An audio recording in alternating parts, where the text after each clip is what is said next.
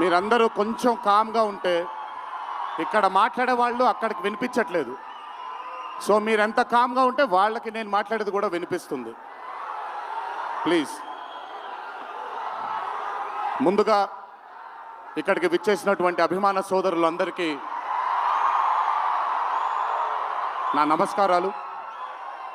ఇక్కడికి విచ్చేసినటువంటి పాత్రికేయ మిత్రులందరికీ కూడా నా నమస్కారాలు.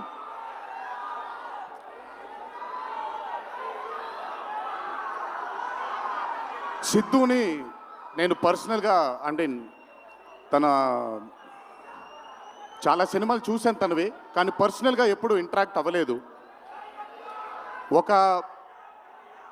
ఈ పాండమిక్ తరువాతే నేను సిద్ధుతో ఇంటరాక్ట్ అవ్వడం జరిగింది. చాలా తక్కువ మంది ఇండస్ట్రీలో ఉంటారు. సినిమా అంటే ఒక పిచ్చి ఉండే టెక్నీషియన్స్ చాలా తక్కువ మంది ఉంటారు. అందులో మొట్టమొదటి వరుసలో ఉండాల్సింది సిద్ధు. తనకి సినిమా తప్ప వేరేమీ తెలీదు. డీజే టిల్లు అనే క్యారెక్టర్ని చూసి మీరు అనుకోవచ్చు బేసిక్గా సిద్ధు ఇలాగే ఉంటాడేమో తన పర్సనల్ లైఫ్లో అని. But Siddhu is not that.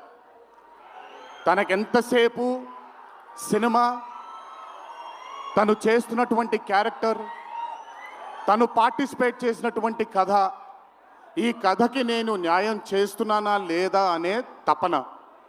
చాలా తక్కువ మంది ఆర్టిస్ట్లో కానీ చాలా తక్కువ మంది టెక్నీషియన్స్లో ఈ తపనని చూస్తాం మనం. సిద్ధు తపన చాలా తక్కువ మంది ఆర్టిస్ట్లో కానీ చాలా తక్కువ మంది టెక్నీషియన్స్లో ఈ తపనని చూస్తాం మనం. సిద్ధు డీజే టిల్లు అనే మూవీతో కేవలం సక్సెస్ని కాదు, బట్ మన జీవితంలో కలకాలం మిగిలిపోయే ఒక క్యారెక్టర్ని మనకిచ్చాడు తను. చాలాసార్లు అనుకునేవాడిని, అంటే నేను చిన్నగా ఉన్నప్పుడు టామ్ అండ్ జెర్రీ కార్టూన్స్ని బాగా చూసేవాడిని, పాపాయ్ అనే కార్టూన్స్ని చాలా చూసేవాడిని, హీమ్యాన్ అనే కార్టూన్ని చూసేవాడిని. ఇలాంటి క్యారెక్టర్స్ మన లైఫ్లో సినిమాల ద్వారా మిగిలిపోతే ఎంత బాగుంటుందో అని ఎప్పుడూ కోరుకునేవాడిని. అండ్ ఈరోజు టిల్లు కేవలం ఒక డీజే కాదు, టిల్లు కేవలం ఒక సిద్ధు జొన్నలగడ్డ కాదు, టిల్లు మన ఇంట్లో మన చుట్టూ తిరిగే మనిషి అయిపోయాడు ఈరోజు.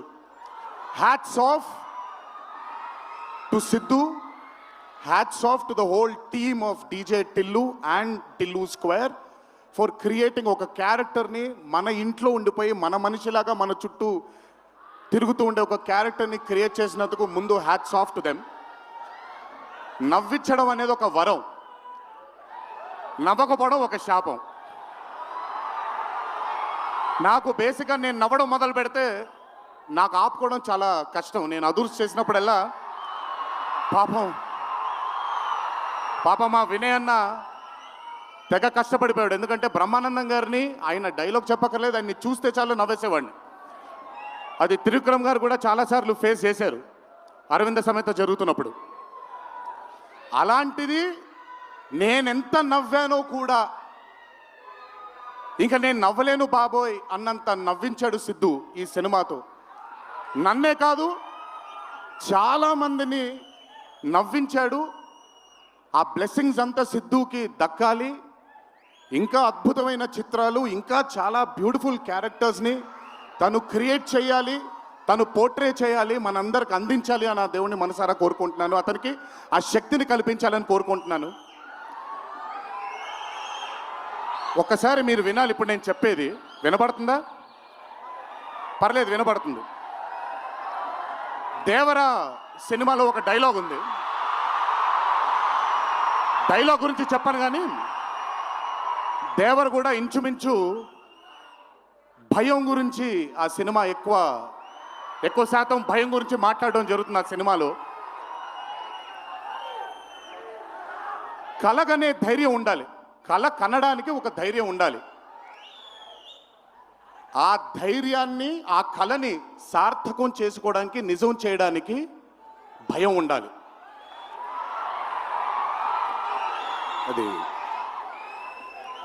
కుదిరితే సరిదిద్దండి, లేదంటే క్షమించండి, అంతేగాని నేనున్నానని గుర్తించండి ఇక్కడ మీరు. I'm telling that. పోలే అద్దరు పోలే. సో అది ఊరికే నాకేంటో, నాకు ఆయన్ని చూసి చాలా రోజులు అయిపోయింది. ఈ స్టేజ్ మీద కూర్చుంటే నాకు మళ్ళీ అరవింద సమేత గుర్తొస్తుంది ఆయనతో. సో సో మనిషికి కలగనడానికి ధైర్యం ఉండాలి, ఆ కళని సార్థకం నిజం చేయడానికి విపరీతమైనటువంటి డిసిప్లిన్ ఉండాలి. డిసిప్లిన్ అంటే భయం. ఈరోజు the whole team of Tillu square అవ్వచ్చు, DJ Tillu as a brand, వాళ్ళు అంత భయపడుతూ భక్తితో శ్రద్ధలతో ఆ సినిమాని మీ అందరికీ చూపించాలి, మీ అందరికీ నచ్చాలని అంత కష్టపడ్డారు. కాబట్టి ఈరోజు ఆ సినిమాకి అంతటి ఘన విజయం లభించింది. Siddhu, please, all your life ఒకటే మార్గం, కష్టపడాలి, కష్టపడుతూనే ఉండాలి. మళ్ళీ చెప్తాను, కష్టానికి కొలమానం లేదు. నా కష్టం నీ కష్టం వేరు కాదు, కష్టం ఒకటే. అయిన పడినా నేను పడినా విశ్వకు పడినా అందరికీ కష్టంకి కొలమానం లేదు. ఎక్కువ కష్టపడ్డారు, తక్కువ కష్టపడ్డారు లేదు, కష్టపడ్డారు. ఆ కష్టాన్ని ఎప్పుడూ నమ్ముకో, it will always take you forward my love. నాకు చాలా నమ్మకం. నేను చాలాసార్లు విశ్వక్కి సిద్ధుకి చెప్పాను, నాకు మీ ఇద్దరిపైన చాలా నమ్మకం ఉంది.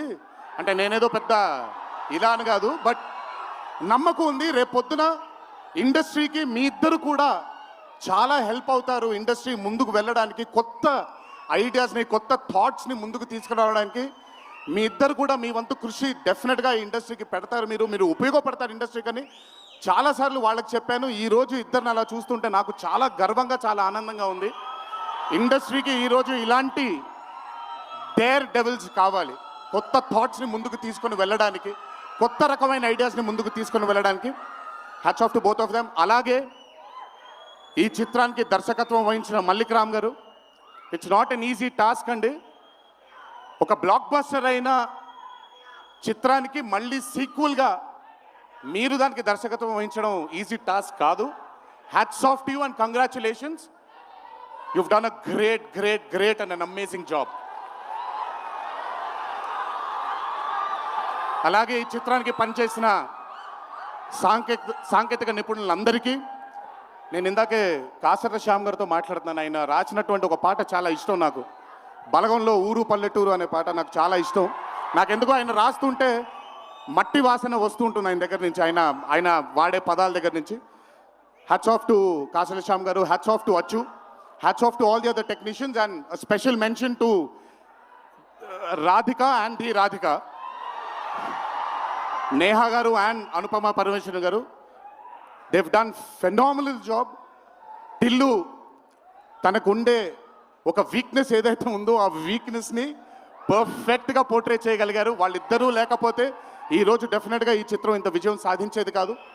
వాళ్ళకు కూడా నా కంగ్రాచులేషన్స్ తెలియజేస్తూ, ఇక్కడికి విచ్చేసిన మీ అందరికీ కూడా నా ధన్యవాదాలు. ఒకే ఒక మాట, కొంచెం ఓవర్ అయిందని అనుకోకపోతే ఒక చిన్న విషయం చెప్తాను. ఈరోజు చొక్కా వేసుకొని వచ్చాను, చొక్కాకి కాలర్ ఉంటుంది. దేవరా అనే చిత్రం రిలీజ్ లేట్ అయినా సరే రేపొద్దున మీ అందరూ గర్వంగా కాలర్ ఎగరేసుకునేలాగే ఆ చిత్రాన్ని మీకు అందించడానికి, మా ప్రేక్షక దేవుళ్ళు అందించడానికి మేము ప్రయత్నిస్తాం. తెల్లవారితే ఉగాది, మీ అందరికీ ఉగాది శుభాకాంక్షలు తెలియజేసుకుంటూ, ఇంట్లో తల్లిదండ్రులు, అమ్మానాన్నలు, కుటుంబ సభ్యులందరూ మీకోసం ఎదురు చూస్తూ ఉంటారు. ఈరోజు ఈ ఆనందాన్ని జాగ్రత్తగా ఇంటికి వెళ్ళి ఇంట్లో ఉండే కుటుంబ సభ్యులందరితో మీరు పంచుకుంటారు అని మిమ్మల్ని కోరుకుంటూ, మీరెప్పుడు ఇలా చల్లగా ఆనందంగా ఉండాలని ఆ దేవుణ్ణి మనసారా కోరుకుంటూ సెలవు తీసుకున్నాను. ఈ అవకాశం నాకు ఇచ్చిన టిల్లు టీంకి అన్నాను, కానీ ఈ అవకాశం నాకు ఇచ్చిన మా వంశీకి నా ధన్యవాదాలు తెలియజేసుకుంటూ వంశీ గురించి ఎక్కువ మాట్లాడిన ఎందుకంటే వంశీ